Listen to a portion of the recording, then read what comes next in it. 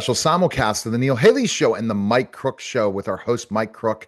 Mike, you and I were talking in the green room about sleep, and I tell you right now, I'm able to sleep well. I wish I could get more sleep sometimes, and because it feels great to sleep even past 8 hours. But I shoot for 6 to 8 hours every night, and I average probably seven, 7.5 throughout the week. But lots of people struggle with sleep. And that's why we decided to dedicate that podcast on the importance of sleep. So, my first question is, why is it important to sleep? Well, all of your body's restructuring, fixing, repairing is done while you're asleep. And so it is critical for every function of your body to have sleep. When you are sleep deprived, there are so many things in your body that if I spent even just 30 minutes discussing on them, I wouldn't even touch on them that happen to go awry, that mess up, that go bad, and you have all these different cascade of failures in your body when you don't get sleep consistently. Now, some people can do without, you know, a large amount of sleep and they function well on it. But that's a rarity. That's almost like a genetic anomaly, like President Trump. Everybody says that he doesn't sleep. Well, he's got to have some sleep somewhere, but he may have accustomed himself to not having a lot of sleep.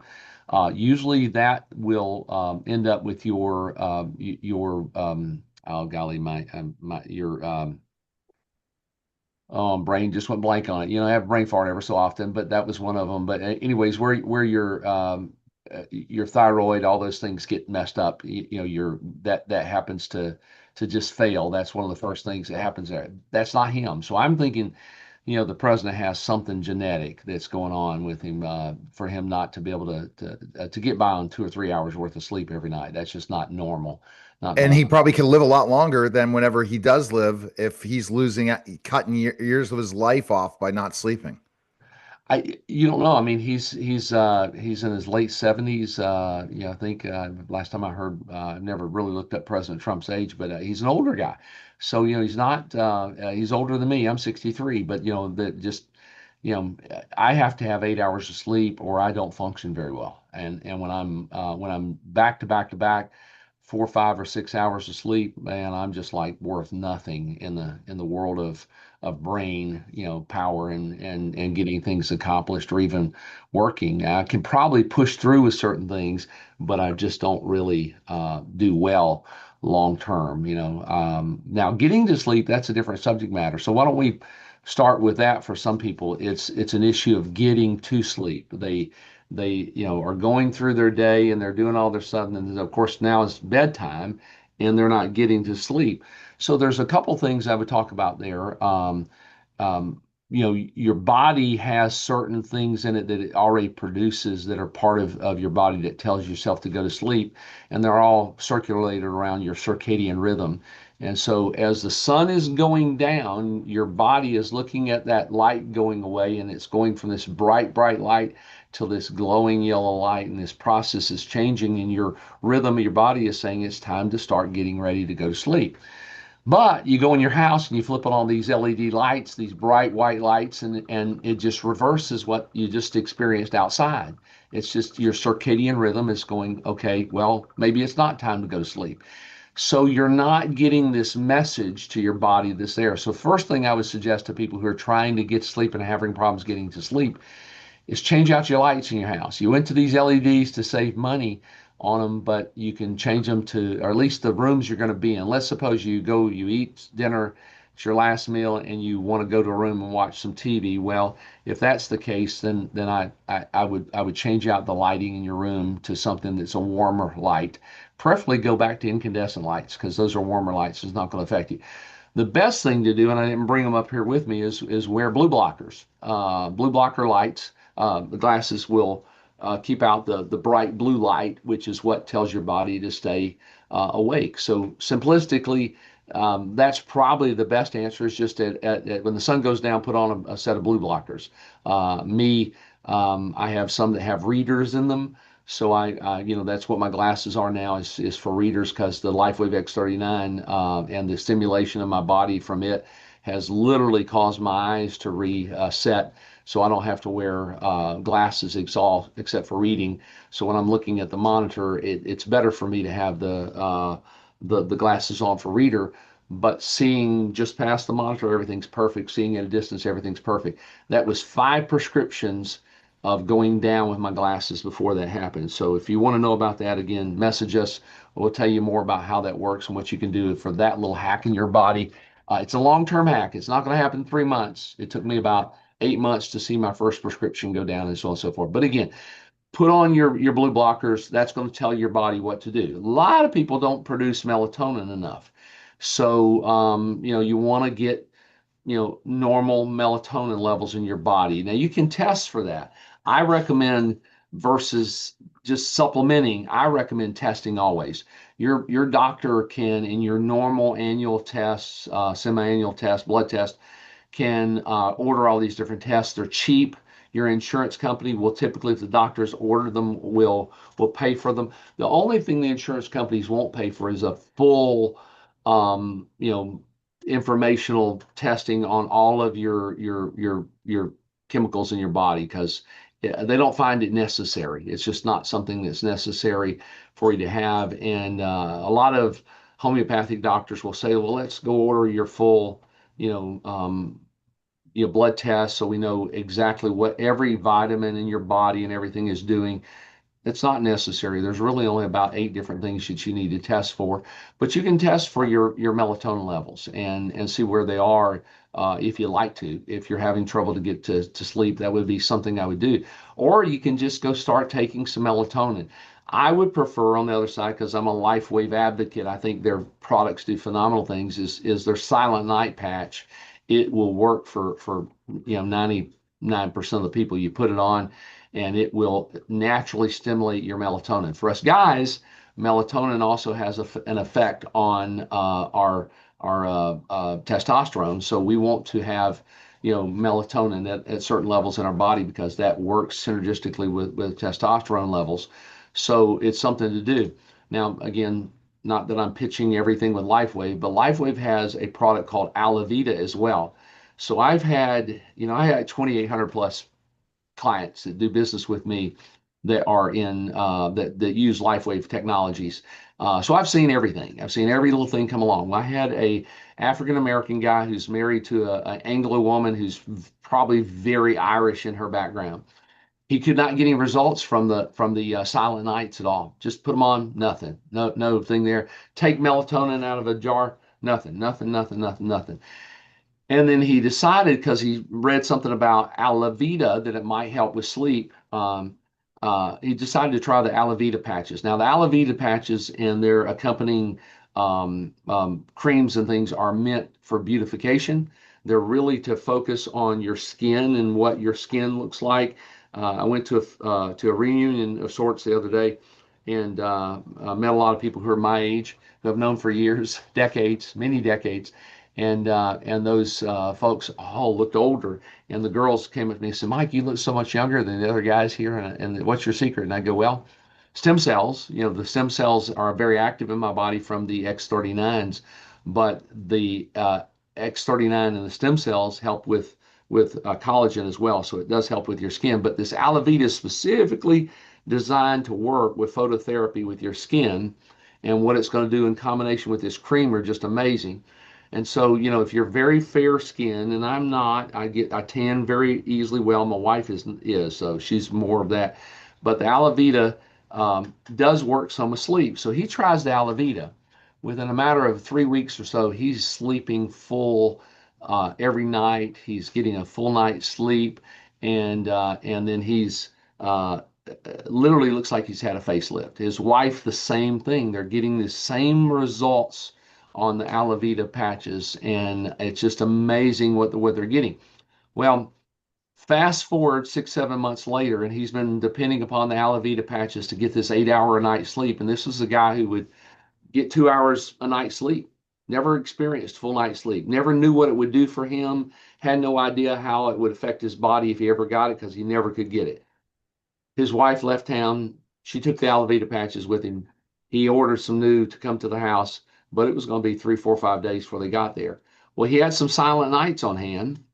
They wouldn't work before. He put them on, and all of a sudden they worked. So the Alavita shifted something in his body, biochemically did something there that I don't know what it is, and he doesn't either. Maybe if a doctor is watching us today and has some ideas, they could let us know in the notes. But it just amazed me that he got a full 8 hour sleep on the Silent Nights patches. So it does work to stimulate your melatonin in your body. It's really something good there. A thing that's just nothing, doesn't involve anything you pay for or whatever that you need to do is not eat 3.5, 4 hours before you are ready to go to sleep.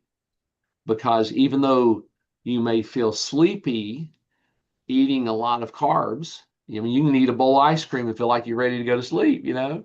I mean, and and so that may be your hack of how I get to sleep is I drink a bunch of wine or beer or I do, eat carbs. Well, yeah, they'll make you sleepy because it's activating insulin in your body, and insulin naturally makes you sleepy.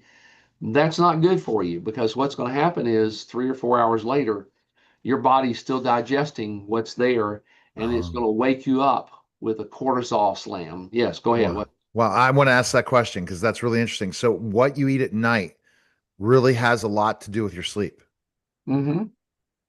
Has a So, lot to do with your so, sleep so of having a heavy maintaining sleep. dinner is going to lead to not sleeping as well. Yeah, and you're going to wake up, I mean, literally like, rising from the dead, just instantly I'm up, awake, go to the restroom and try to get back to sleep and struggle to get back to sleep because your body is going, I got to digest this food and I need you awake. It's better for me to do that. And cortisol hits you, and when your cortisol hits you like that, it just has an awakening factor that's going to be there for a little while till you get back to sleep. Now, if you leave the lights off, you don't put a lot into. A lot of people say, well, it's better for me if I listen to something or other. Well, if you listen to something that stimulates your thought patterns, you're further getting yourself awake.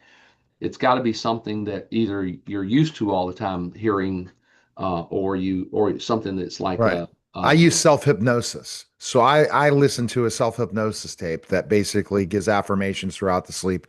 And it really gets me more positive in my sleep. So I don't have as many like night terrors or other things that can happen in the sleep cycle.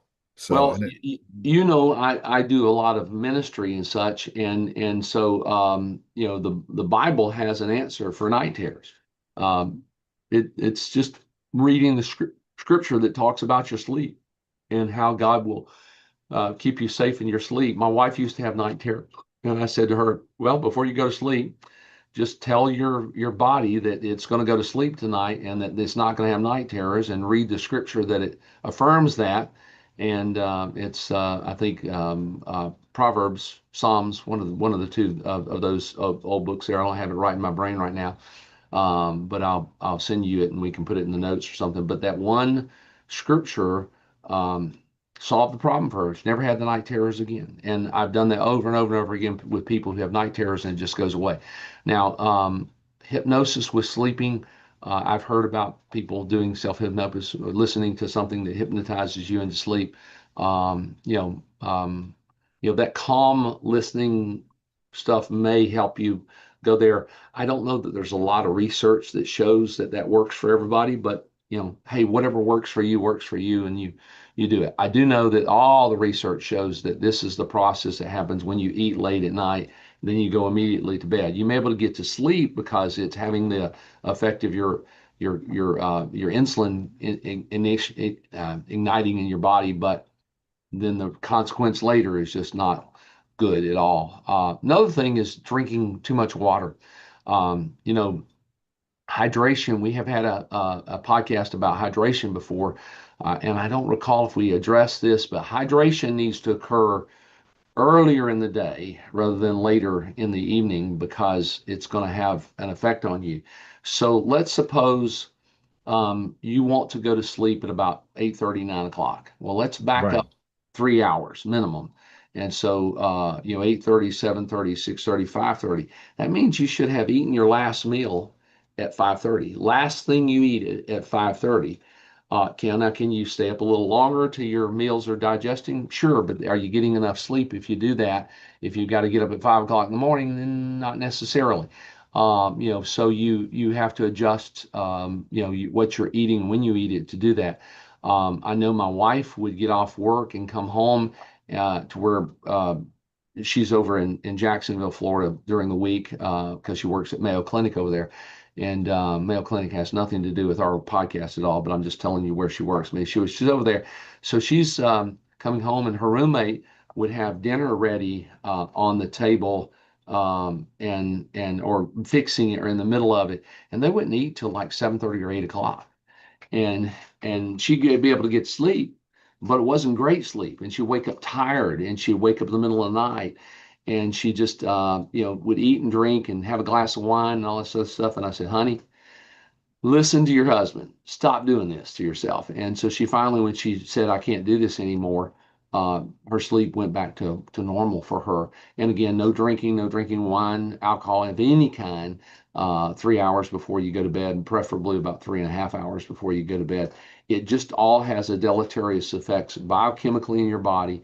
You need to let all of that stuff go away before you go to sleep. Well, again, if you have problems getting sleep, try melatonin, try silent nights.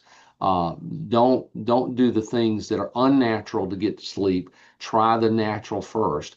Uh, Google it, search Grok, talk about all these things with AI, and look at what you can find out there that will help you naturally move into sleep if you're having trouble getting to sleep. The blue light blocking, all of those things to get your circadian rhythm done. All of that stuff is there. Now, I've also found for a lot of clients that exercise works for them in helping them have a good sleep pattern in their life. So they work out early in the morning, and then they come home, and it's, that exercise that they've done has got their body in shape physically. It's doing a lot better, helps with their burning of food. So it's another component in getting to sleep. Maybe not the component that gets you to sleep and keeps you asleep is there. But water, by the way, the Indians used to drink a certain amount of water at night if they had to get up to go hunting the next day in the morning, to trigger their bodies to have to get up and go to the bathroom and then get ready to go for the hunt. So they would do this long before there were alarm clocks. That was their own alarm clock for them to get up and get moving. So if you're consuming water, your body's going to have to discharge that water throughout the night, and Wow. it's just not there. But if you last consume your waters 3.5 hours before you're ready to go to bed, you're having discharged that pretty much already, this there. Now, some people say, well, my mouth gets dry in the middle of the night, I need to drink something. Well, as long as you're drinking just water and it's just a sip, just to wet the mouth, that's okay. It's not going to bother you. It's just Oh, this full consumption of water where you're just sucking down, gallons and gallons. Your hydration should occur when I get up in the morning. I take this, of course, this canister that I have is probably, almost, it's more than 16 ounces. It's almost a quart of water there. I consume it first thing in the morning, first thing before I drink any coffee. If I'm drinking coffee that day, anything like that. I mean, when I'm going to a conference and I've got to get up early and go through all the machinations to get ready for things and even prepare myself. And let's say I want to have a little caffeine on me to stimulate me somewhere along the way. Long before I drink my first cup of coffee, I'm drinking water or something that's going to hydrate me. We've talked about a great product with again, the name of the company just slipped my mind. Um, we've had them on the podcast before. yeah, They're, yeah, no they're doubt. But you can go check out Mike Crook's show to go check yeah, out that podcast interview on the water. But that hydration, great point when you made about the hydration, Mike, is the fact of the matter is with the hydration is you hydrate early. So if you're hydrating throughout the day, stop at 5, but ultimately I've noticed this where I was drinking coffee too early. I'm back to coffee, by the way. I found out it's a good metabolism thing, by the way. It's helped my metabolism. When I cut the coffee out, that metabolism, even if it was decaf, died. Somehow it was a biohack. I said, "Oh my gosh, this does definitely work for me for focus, attention, and others." So just FYI, I did go back to coffee. I gave up that thing. That was one, and I figured it out on vacation. Go figure. That do hack, you but. Do you do you do coffee with caffeine in it? Yes, I was doing decaf and I just couldn't. It really didn't help with weight loss. It didn't help with specifically also energy focus. I had some really good, but I needed a little bit more. But I also see it in the metabolism.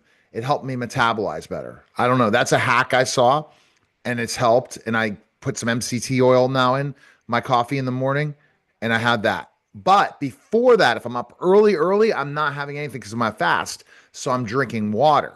And I've noticed since I've gone back, I got the water down here in the fridge and I've been drinking bottle after bottle. I've noticed something really, really good that now I'm so happy that I feel that hydration then really helps me throughout the day versus waiting till like 11 or waiting till lunch to finally have your first glass of water Well, or when going. people think that when they're thirsty, they're going to drink water, and that's not it. And if you're drinking tea, tea is a dehydrator, not a hydrator. So you're even though it's got water in the tea, it's going to dehydrate your body. Coffee has a little bit of a dehydrating effect, but you're if you get up and you drink and you consume at least, let's say 16 ounces of water just to begin with. I mean, even though you're not going to be thirsty, but if you drink it, it's going to help you overall with your full day's worth of hydration. I I got to where because I'm like you, I'm at home, I work out of an office in my house, and so I'm here throughout the day. Most days, 2 days a week, I'm gone. I'm out marketing in the field, doing things with people, meeting with people. And during those 2 days, I carry my hydration in the car with me. But I either go with a certain number of the bottled waters, so I know I've consumed them. If I'm in the car and I put them in a cooler so that they stay nice and cool for me as I'm going along, and I'll pop another one until I've got it, and I put it into my drink mix here with the hydration drink mix. Anyway, so I'm doing the hydration throughout the day, but at home I use a gallon jug and I just fill it up with the water at the kitchen refrigerator where it's filtered and comes through there, and I just fill it up and I set it on the counter. And of course, the first thing is I do is I pour out of that jug for my first consumption of water in the morning, put it in my drink that I can carry with me, and put some mix in it, flavor it maybe, and so. I'm consuming as I go. Well, by the time noon to 2 o'clock is rolled around, that jug is empty. So a Right. gallon jug, it gives me something to measure hydration by, and you need to be consuming that, but you need to consume it well before your last few hours of your day.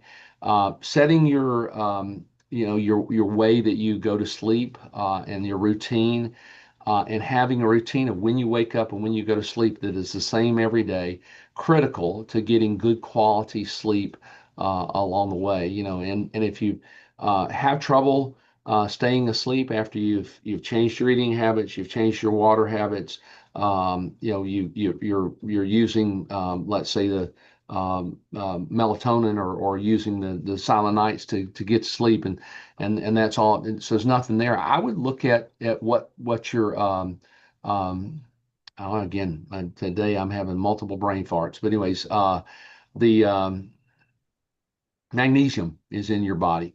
And you can have that tested again. So before I would supplement with magnesium, if you're going to the doctor and you're having test done, I would say have your magnesium level tested there because that can affect your sleep as well. I would supplement with magnesium earlier in the day. I would do it throughout the day rather than taking it at night. I found that for me, it interferes with my sleep when I supplement with magnesium at night. But I was low at some point in time on my magnesium, and I was not getting this full night's sleep and this recharge I was feeling during the next day. And then I started doing magnesium glycinate, because that is more absorbable by your body. And I started taking one in the morning, one at lunch, and one a little later in the day, maybe even with supper. But it spread it out, and biochemically, changes happen. I got all that I need with it. It's there. Not melatonin. Magnesium also helps me with my mental sharpness. If I'm lacking like today, I'm having some brain farts. I didn't take my magnesium early this morning, so it is something that helps you with mental sharpness. So it's another little thing that you add into it. So I've given everybody a bunch of stuff to do. It's fiddle with it you want to. It's what's called biohacking. You're trying to figure out in your own body what you're getting the best results with along the way. You can have yourself tested for magnesium. You can have yourself tested for melatonin. Those are two things that medically you can come up with and say, well, am I short on this or not? Right. And but if you're not going to the doctor, then it's cheap to buy some. The Silent Night patches are 69.95 for a sleeve of them, plus your shipping. Um, they work. I mean, again, out of 2,800 plus clients, I this one guy was the only one that never had results with the melatonin patches, the Silent Night patches. But they've worked for everybody else, and you just pop one on your forehead when you're getting ready to go to bed, when you're in that I'm going to be going to bed stuff, and it boosts your melatonin probably close to 300% in your body, and that's going to help you go to sleep, stay asleep. That's part of it. The Alavitas work for others. Just try what works, but adjust the major things first. Usually, when people adjust their eating window, when they're eating that last meal, and then also adjust their water intake, that means major differences in the cortisol kicking them wide awake and then having to get up and pee in the middle of the night. So if that changes things for you, you may have met your biohack right there, just changing a meal and what you eat. I find a Mhm. lot of families are eating later and later and later in the day, and usually after the sun has gone down, and when we change from daylight savings time to normal time, which I hate changing that, but then it gets darker earlier, and so you're going through those changes earlier. You just have to switch what you're eating when you're eating it. But maybe you come home from work and you've just got to eat it at 6:30 or 7. Then you're gonna have to stay up a little longer to meet get it out of your system, or either eat a smaller meal. A lot of people like to eat their biggest meal in the evening time. I like to eat Right. my biggest meal in the morning, then eat another meal that's probably smaller than that for lunch, and then eat my smallest meal in the evening time, and just not have as much food in me to do. You're doing intermittent fasting, Yeah, right? yes, and pretty much except coffee, but sometimes I do have the coffee, the MCT. But I like to fast, and I've done it. Now I'm got back in the habit of not doing as much because I'm working out like crazy.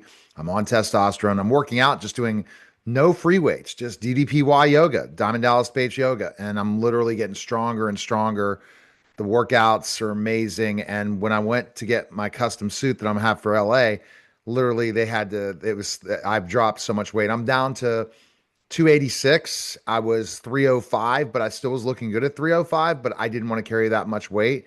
So now my gut is finally gone. So my next goal is just to get ripped solid. And I can do it because of the weight I have for this resistance training yoga. Because when you're doing push ups at 285 pounds, you're lifting a lot of weight. When you're doing flexing with that much resistance in the resistance training, it literally just gets your body unbelievably going. So that's what I'm doing. I'm also on testosterone replacement therapy, thanks to Dr. Jack Rocco at the Ultimate Men's Clinic in New Bedford, Massachusetts. And I'm always looking at specific things. The Life Wave patch, another phenomenal part of the whole thing.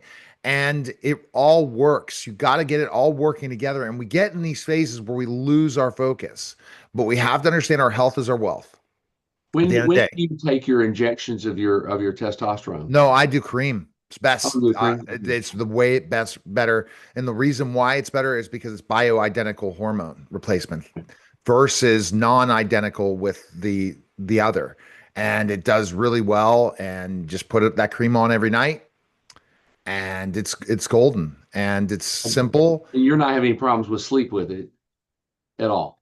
Okay. So some people with their injections or cream um, do it in the evening time because that seems to be the time they have to do it. But when they switch it to morning, then they don't have any problems with their sleep. So if you do your injection or your cream in the morning, it changes things up with it. Really, but I wanted the best time and when you sleep because they said that's the best. I've heard with Okay. the replacement.